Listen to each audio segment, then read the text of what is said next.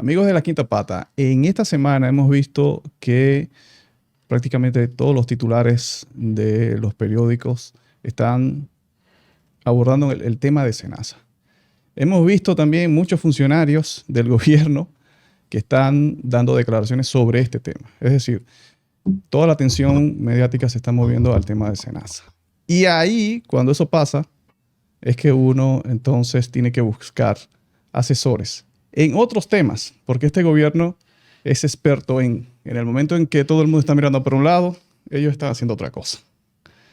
Y nuestro asesor de cabecera, Israel Abreu, nuestro asesor económico, nos va a hablar no de SENASA, sino de qué estarían tramando esta gente a nivel económico.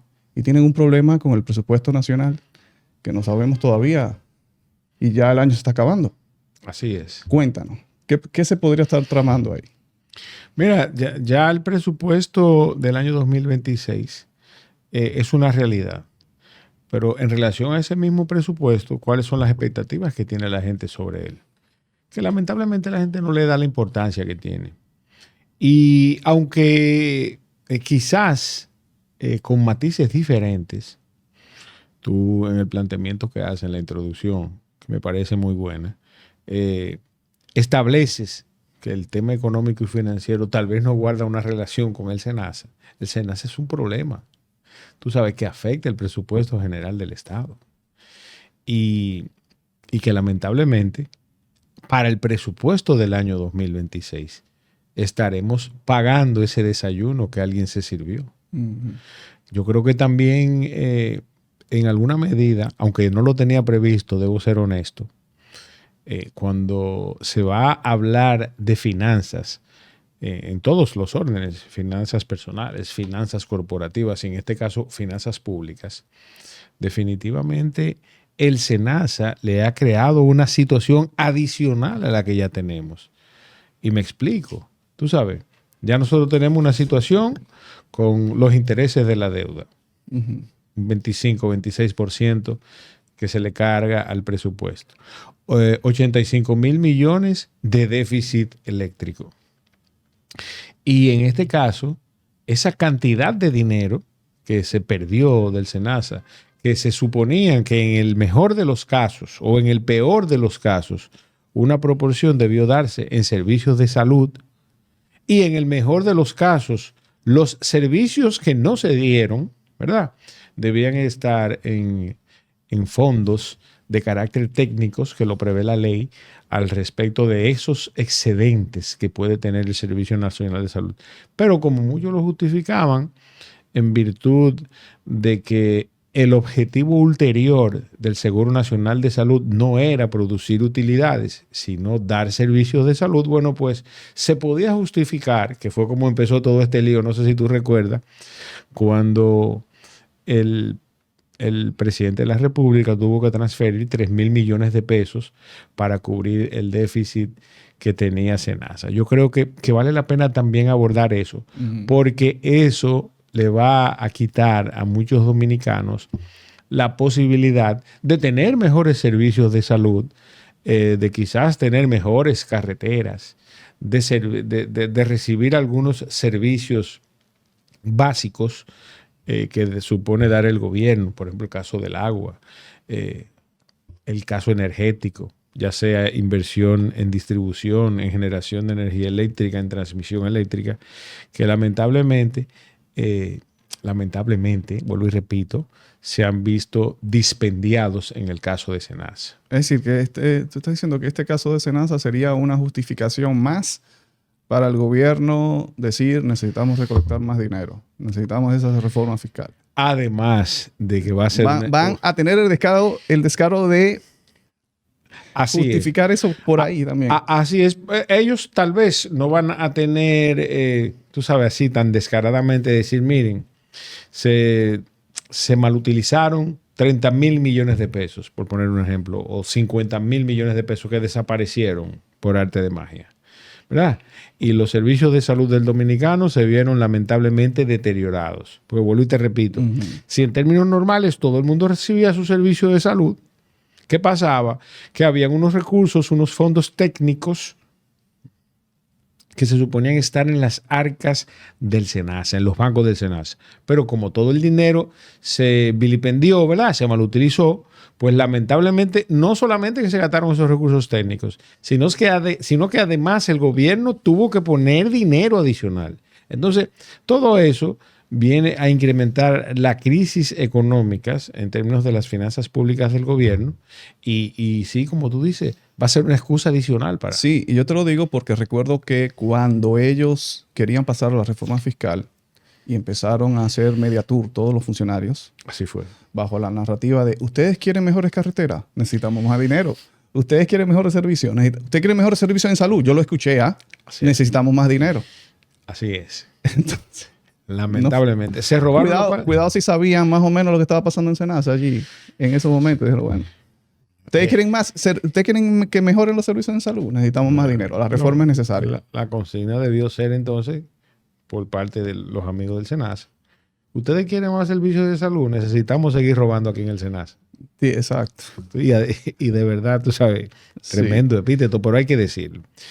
Sin embargo, ya para entrar en materia económica en sentido general, ya estamos claros que sí, que el caso SENASA es un problema económico para el gobierno y para toda la población dominicana. Porque acuérdate, partamos de la premisa de que no hay desayuno gratis para nadie. Claro. Aquí alguien termina pagándolo con impuestos.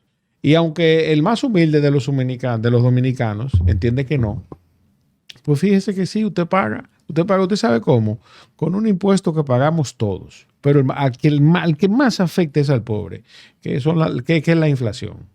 Tú sabes, la inflación es un impuesto que lamentablemente paga el ciudadano de manera arbitraria y que lamentablemente sus efectos se traducen en una merma en el poder adquisitivo. Para que usted tenga una idea, si usted antes podía comprar 10 panes con 10 pesos, yo recuerdo cuando un pan costaba 1 peso, que lo subieron a 2, así fue, entonces ahora nada más puede comprar 5. Eso es la inflación. Para que usted tenga una idea, el más humilde de los dominicanos que me puede estar viendo. Entonces eso va escalando. Sin embargo, quizá la clase media ajusta y se repone, ya sea ajustando sus gastos o mejorando sus ingresos.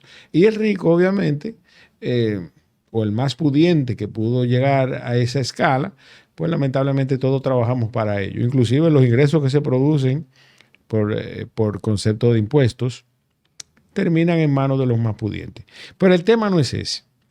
El tema es que definitivamente la gente, no hay desayuno gratis. ¿Qué pasó entonces en el año, o qué ha pasado en el año 2025 sobre los hechos más relevantes en materia económica que hasta ahora solamente han producido distorsiones en nuestra economía? Es importante hacer la salvedad que siempre hago, que es que distanciemos lo que es la economía nacional de las finanzas públicas. Siempre. Porque no necesariamente el hecho de que las finanzas públicas estén deterioradas y el Estado dominicano esté técnicamente quebrado, eso necesariamente se traduce en que nuestra economía esté mal. La economía dominicana es sumamente resiliente. El dominicano se repone, trabaja y consume. Trabaja, toma prestado, invierte, se arriesga, sale adelante y eso se refleja en la economía. Claro. A todo esto, y ya establecido que una cosa es la finanza pública, lo mal que en los últimos, de 1961 hacia acá se han manejado la finanza pública y el crecimiento económico que a pesar de esas distorsiones que les introducen los políticos en el manejo de la finanza pública. Sí. Y de la corrupción, a pesar también. A pesar de la corrupción, que siempre ha estado ahí, pues la economía dominicana se mantiene creciendo. Eso es un mérito que tenemos los dominicanos. Nuestro, nada, o sea, mérito de la fuerza de nuestro trabajo. Exactamente, de esa fuerza que laboral. Supera la ineptitud de los que gobiernan. Sí, tú sabes, todas esas ineptitudes se están viendo en mis manos ahí. Profesor, mírala ahí. Todas las ineptitudes, tú sabes, de estos funcionarios. Sí. Yo quiero que se vean la mano porque son unos ineptos. Sobre todo partiendo de esto último que ha pasado con el Senasa, que yo creo que en la historia de República Dominicana van a pasar a la historia los tigres del PRM. ¿Eh? Sí, tú dices son unos inectos, pero es que son inectos en eso también. Pues Wow. yo le decía a Edwin, porque es que esta gente está matando la gallina de los huevos de oro, ellos mismos. Caramba, mira, algo que ellos podían exhibir con gran orgullo era eso, que incluyeron, qué sé yo, 2 millones de dominicanos, 3 millones. Entonces, ¿lo incluyeron para qué? Para facturarlos per cápita sin recibir ningún servicio y en algunos casos ponerlo a facturar servicios que no recibían. Dios mío, Sí, pero eso tú sabes, entonces yo creo que es demasiado. el estigma que va a tener todo PRMista en lo adelante va a ser, yo creo que Senasa. Tú eres de los tipos del desfalco del Senasa. Y también todavía no ha repercutido internacionalmente, pero tú puedes estar seguro que hay organismos internacionales en donde eso va a repercutir. No, es que esto lo pueden comparar, bueno, comparar no, pero sí lo pueden traer a colación. El asunto que pasó en Nueva York con este muchacho, Luigi Mangione, Ah, sí, claro. Sí, que sí, asesinó al ejecutivo de una aseguradora. claro. Y La indignación, ¿no? te voy a decir algo. Yo creo que hay que poner especial atención en la seguridad de todos los involucrados que están ahí. Sí. Que te voy a decir una cosa también, hay su par de chivos expiatorios ahí también, que están siendo utilizados para fines mediáticos. Yo conozco casos de gente que lo único que fueron utilizados ahí, tal vez como testaferro, que no tuvieron ninguna participación. Y tú lo verás más adelante. Sin embargo, ese estigma va lamentablemente a repercutir. Pero bueno, entonces, sobre estos hechos importantes, yo creo que el más importante, que tiene un carácter internacional, pero que afecta necesariamente la economía nacional, y aquí sí me voy a referir a la economía nacional, ha sido Donald Trump. Cuando Donald Trump toma posesión y iniciado recién el año, entonces que celebra en los jardines de la Casa Blanca, pues que va a empezar a gravar con impuestos todas las importaciones que iban a llegar a Estados Unidos, lo que para nosotros son las exportaciones. Ajá.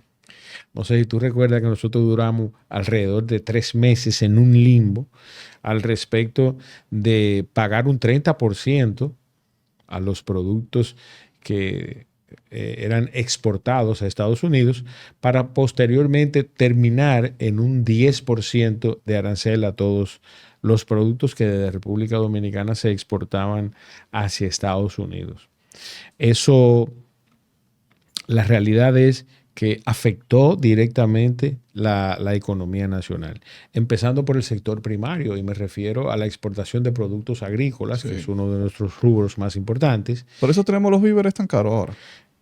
No necesariamente, porque lo que se suponía que debía pasar al inicio es que si bajaban las exportaciones, efecto de que se ajustara el mercado en función del cobro de los aranceles, ¿verdad? En el mercado local hubiesen productos de una mayor calidad a un mejor precio, porque recuerda que el producto que se exporta, lamentablemente, reúne mayores condiciones de calidad que el que nosotros consumimos. Eso yo creo que todo el mundo lo tiene claro. Nosotros consumimos las sobras prácticamente. El descarte.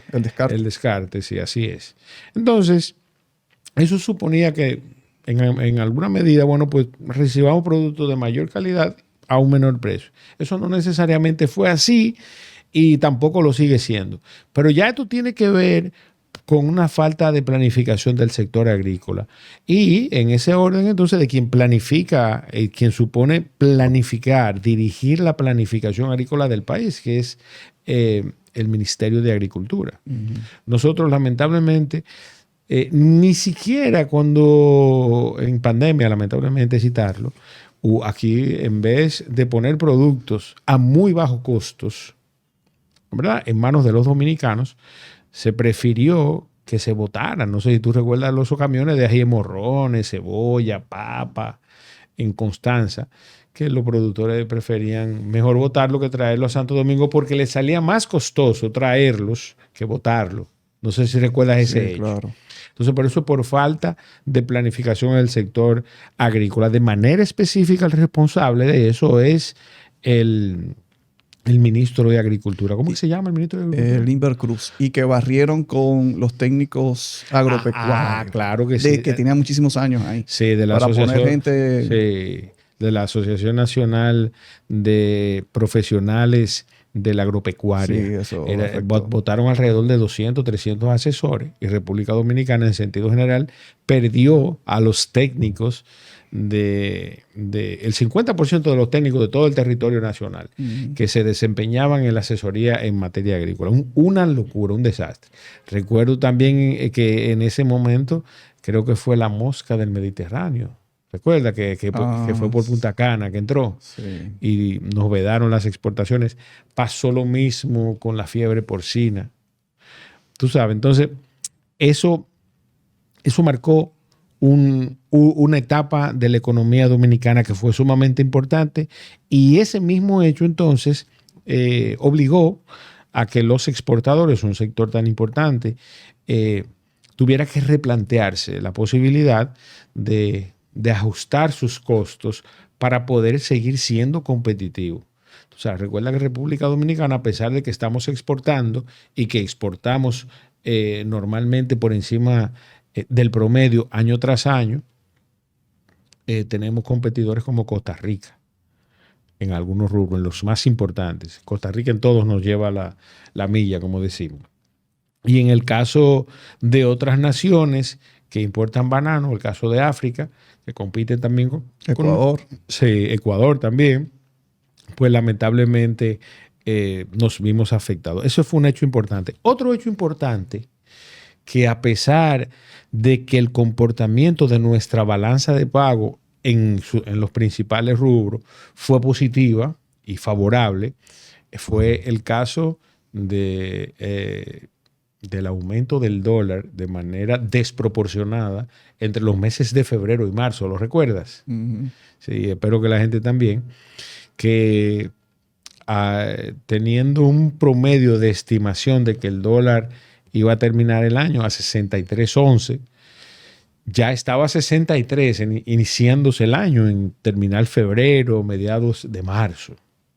Y eso llamó poderosamente la atención. ¿Por qué llamó poderosamente la atención? Bueno, las remesas estaban bien, un 5, un 6% por encima de lo que habíamos recibido el año anterior. Collado contando los turistas que llegaban. Contándolo, sí, yo creo que él se va uno a uno. Él nos manda, vayan, antes de que me lleguen los datos de la DGI o del Banco Central, por favor, vayan y confirmen los números. Contándolo y publicándolo, eso no está mal, y también iban bien.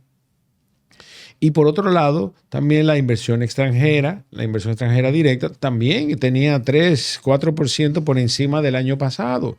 Las zonas francas estaban exportando bien, el sector agropecuario te estaba exportando también.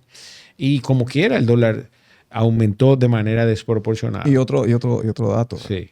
Donald Trump tratando de devaluar el dólar. Así es. Entonces, ¿por qué el dólar estaba tan caro? En un proceso devaluatorio, así es.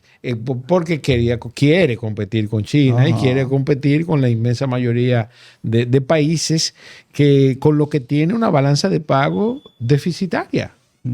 Es tan simple como eso.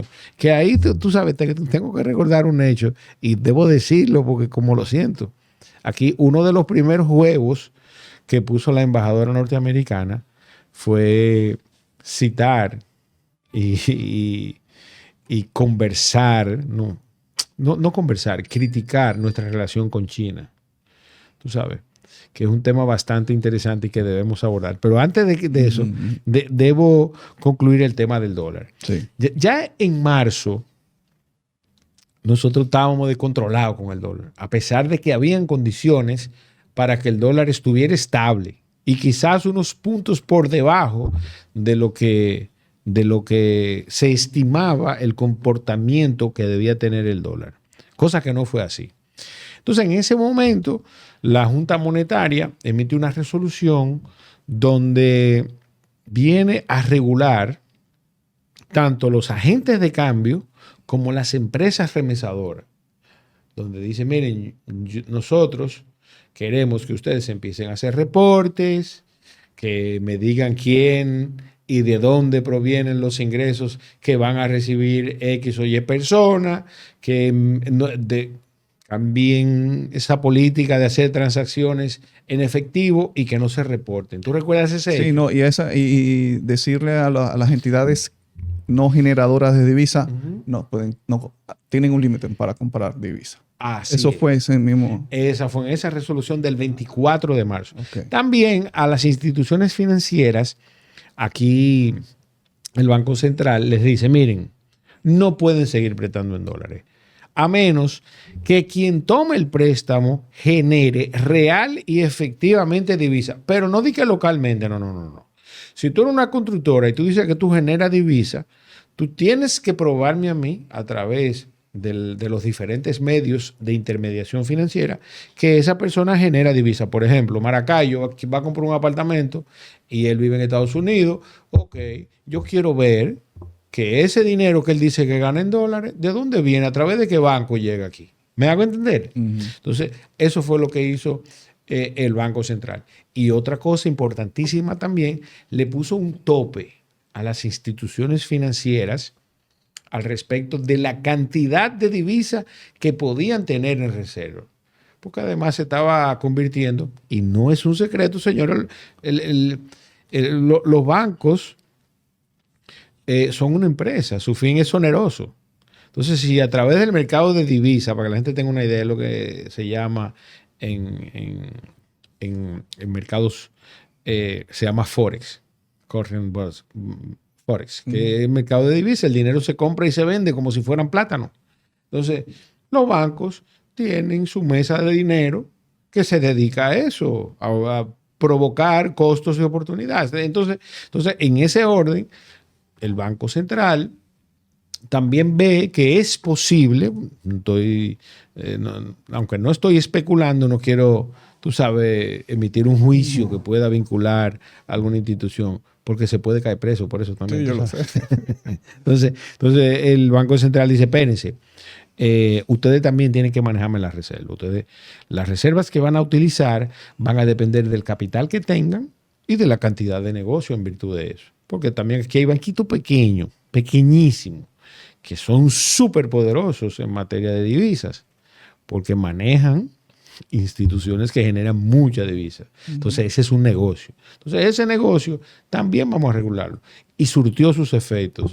En ese momento, el dólar se desplazó hacia abajo nuevamente, volvió casi a los 60, 61. Sin embargo, siguió manteniendo esa escalada alcista. Ya hace tiempo que estamos por encima de lo que se estimó, lo que también genera una presión sobre el bolsillo del dominicano. Sí, ahora mismo estamos en 64. Que ese es mi punto. El 64, estamos hablando de 89 puntos básicos, es decir, eso es el equivalente a 89 centavos. Entonces, eso es directamente proporcional al bolsillo del dominicano. Por eso es importante resaltarlo. Cuando el dólar sube un centavo, ese centavo, para que la gente tenga una idea, en los supermercados, por poner un ejemplo, que hay un componente alto de productos importados, eso lo ponen en un sistema. ¿Cómo está el dólar hoy? Y automáticamente todos los precios se ajustan. Y eso no necesariamente sucede así cuando el dólar se reduce. Y eso no es por una razón necesariamente agiotista. Eso es por una razón capitalista, comercial. Que si esa agua hoy me cuesta, por poner vamos a ver, $1.50 hoy, ¿verdad? Y mañana al empresario esa misma agua le cuesta 2, él las dos la va a vender a 2.25, aunque una ya le haya costado 1.50, por el valor de reposición. Claro. Se llama último en entrar, primero en salir. Es un sistema de costeo de inventario. Entonces, eso también es razonable. Lo que nosotros como ciudadanos tenemos que procurar tener las autoridades que estén en capacidad de manejar esa economía nacional de manera adecuada para que esa botella de agua, producirla siempre sea en 1.50, para que cuando yo vaya a comprarla, vaya con los 2 pesos que me va a costar el agua. Y no me salten en buen dominicano con que cuesta 3 pesos ahora. Claro. Que ese es el problema, que tú vas al supermercado con 2,000 pesos a buscar 3 fundas con mercancía y termina llevándote 2. Y entonces tienes que empujar el mes para tratar de terminar o bajar la calidad de los alimentos que tú consumes. Así también el caso de la energía eléctrica. Y tenemos que entrar en el caso de la energía eléctrica. Tú sabes que la factura se triplicó en los periodos de junio, julio, agosto, septiembre y octubre. Real y efectivamente son los meses de más calor, eso es así. Pero nunca un aumento tan estrepitoso como ahora. Porque además, se le agrega esto, la mala calidad de la energía eléctrica, porque cayó la calidad, y segundo, el tema de los apagones.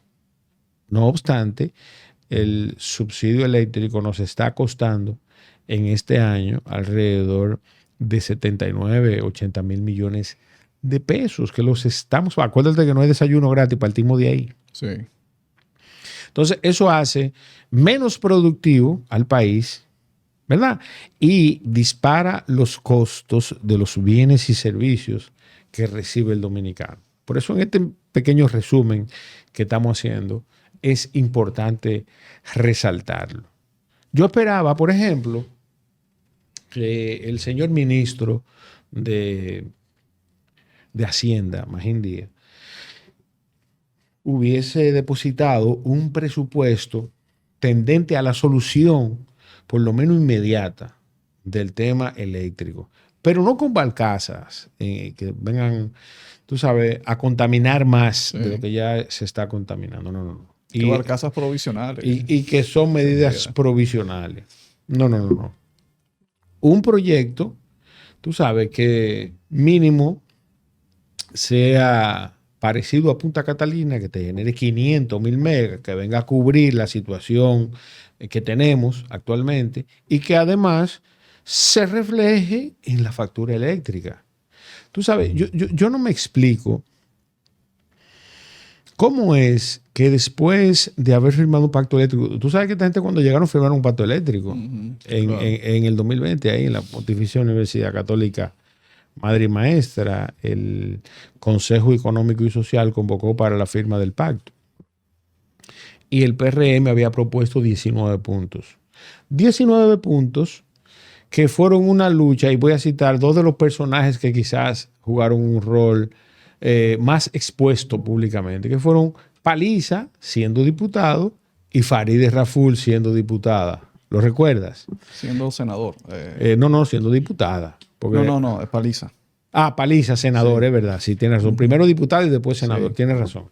Entonces, en esos 2 casos, ellos dos se fajaron, tú sabes, para esgrimiendo esos 19 puntos. Y lo llevaron y lo presentaron. Sin embargo, ninguno de esos 19 puntos sobre el pacto eléctrico se aprobaron. No, ninguno, ni un solo de los puntos. Son públicas las informaciones, lo buscan y entonces contrástenlo con lo que se aprobó. Y al contrastarlo se darán cuenta que una cosa no tiene nada que ver con la otra. Entonces, posterior a la firma del pacto, viene la ejecución y el seguimiento a lo que ya tú pactaste. Ese pacto implicaba que nosotros debíamos desarrollar las infraestructuras suficientes en términos de lo que es la energía base, que es la energía en caliente, y la otra energía renovable. Y obviamente también la reducción de las pérdidas eléctricas, que es lo que pagamos año tras año en el presupuesto, el subsidio eléctrico. Y entonces la inversión en las redes de distribución, que eso es lo que maneja la empresa de transmisión eléctrica dominicana, ETET, que cancelaron al director en estos días. Eso fue donde pasó la falla, que se fueron en cadenas todas. Exactamente. Que también recuerdo un hecho, yo creo que también el presidente debía irse con él. Sí, pues recuérdate que el presidente dijo públicamente que aquí no se había invertido un solo dólar en redes de transmisión eléctrica. Cosa que se había acordado en el CES en el año 2020, cuando se firmó el pacto eléctrico, que no tenía ninguno de los puntos por lo que Faride y Paliza se pasaron el tiempo que se pasaron en el Congreso peleando, salvo los 4 años de Faride en el Senado, después que ya ellos eran gobierno. Pero cuando fue senadora, de verdad, yo creo que eso le agenció la senaduría del distrito y el reconocimiento público y político que tiene. Pero eso no se dio. Sin embargo, los dominicanos, a cuenta, voy a hacer una cuentecita rápido para que tú tengas una idea, cuánto hemos pagado y cuánto ha retrocedido el sector eléctrico en República Dominicana. Porque a mí no hay quien me diga, no voy a comparar el escándalo de Senasa con la cantidad de dinero que se han robado del sector eléctrico. No lo voy a comparar. ¿Tú sabes por qué no lo voy a comparar? Porque no hay comparación. No, esto es demasiado dinero. Lo que pasa es que este dinero es de salud. No es lo mismo tú robarte la goma de un carro a tú meterte a una clínica y llevarte todos los sueros. Sí. ¿Entiendes lo que te quiero decir? Entonces, eso es más o menos el equivalente a 50,000 millones. Lo voy a poner 50,000 para redondearlo un poquito más, un poquito menos, para después llevarlo en dólares. Para que tú tengas una idea, Maracayo, mira, en República Dominicana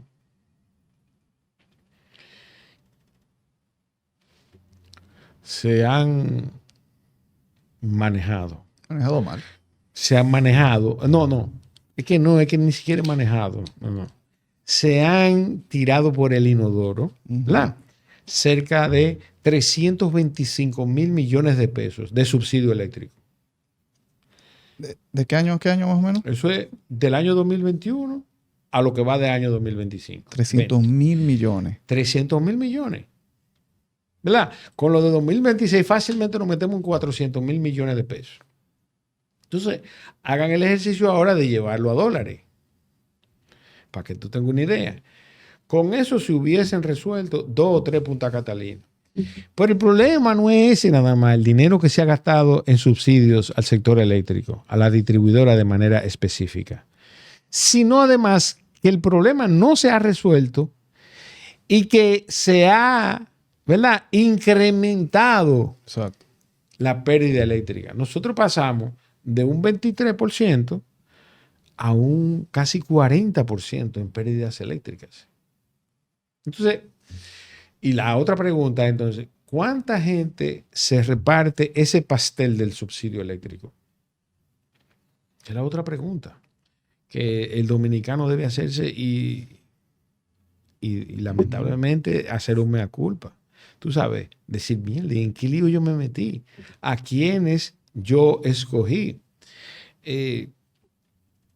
Y este tipo de corrupción que se destapa, porque antes no es que la corrupción sea mala, ningún tipo de corrupción es buena.